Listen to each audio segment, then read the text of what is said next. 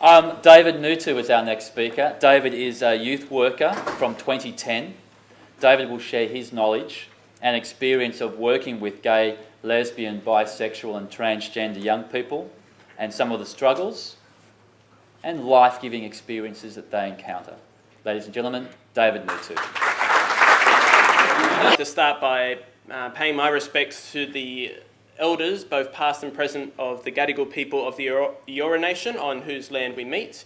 And I hope, like our question, that we have a place in our minds, our hearts and our community for the memory of the dispossession that Aboriginal people have experienced in this country. 2010, who I work for, is one of the very few youth services in Australia that deal exclusively with young people who are gay, lesbian, bisexual, transgender, who are gender questioning, same-sex attracted, or gender diverse, or just questioning their sexuality. We work with their families, their friends and their communities.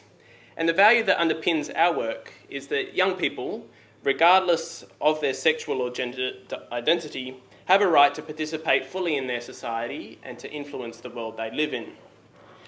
And it is with this value in mind that we were so keen to participate this evening. You cannot walk out on the streets of Sydney this week without noticing the enthusiasm, passion and determination that young people have to participate in any community. It's been a wonderful thing to witness, and we even had hundreds of Indonesian people taking photos outside our gay-themed mural at 2010 today. If only they knew, but maybe they did. However, a forum like tonight raises some important questions. What are the conditions placed on this participation in World Youth Day? Whose voices are we not hearing? And what is the potential cost for gay, lesbian, bisexual, transgender Catholics in feeling that this festival or this church is not a place that they are welcome in? Now, I will just say that now and then I'm going to use the abbreviation GLBT, and that is to include a whole range of sexual identities, as well as same-sex attracted and gender diverse and queer people. And I intend it to be inclusive and convenient for myself and for your easy listening, where we might hear John Farnham. Now, it would be a very big mistake to assume that gay, lesbian, bisexual, transgender young people are not already actively participating in World Youth Day events. In fact, I'm certain they are. Each of those individuals coming to Sydney, or those Catholics from Sydney, are coming with their own experience of welcome or unwelcome, their own sense of their spiritual and sexual identity, and their own strategies for how they can make those identities work in their life as something that work together, or, as the case sometimes is, a way of suppressing one identity in favour of the other. 2010 firmly believes that all young people have the right to see their lives reflected positively in the communal celebrations and educative forums in which they participate. We believe that that should be true for any faith community or secular community. And by not supporting safe and open forums for dialogue between young people, you are forcing, or whoever is doing the shutting down of a forum like this, so to speak, is forcing a culture of silence, subterfuge and exclusion. So what do we risk through silence? Sexual identity is not an illness. Our Western society has held that to be true for a long time now.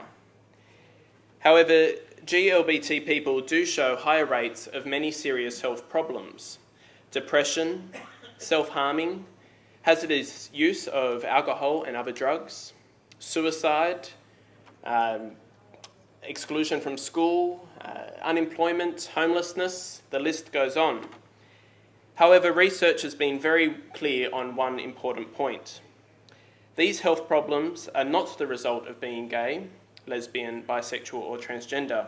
It is the result of the experience and fear of homophobic violence, intimidation and abuse.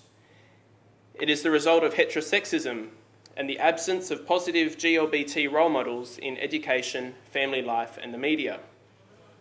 These health problems are the result of being told that who they are attracted to, who they love and who they wish to love is sinful, wrong, intrinsically disordered, and an abomination. Research has shown that 1 in 4 GLBT young people leave the family home as a result of conflict with their family over their sexuality.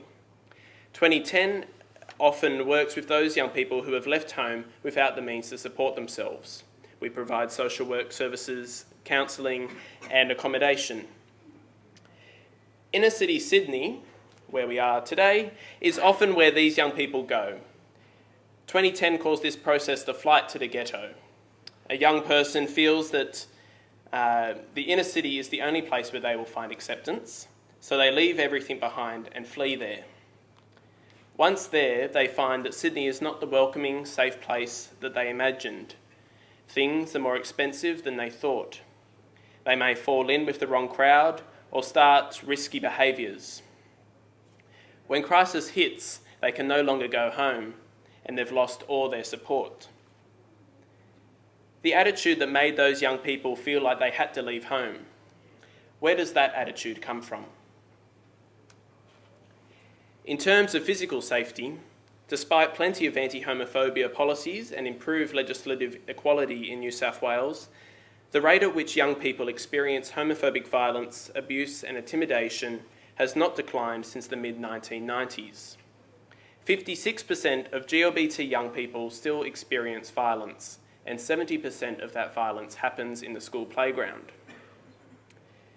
You don't even have to be GLBT to experience it. The primary weapon of choice for bullies in schools continues to be abuse related to gender roles or sexuality. Many heterosexually identified men and women grow up feeling that they have something to fear by being called gay.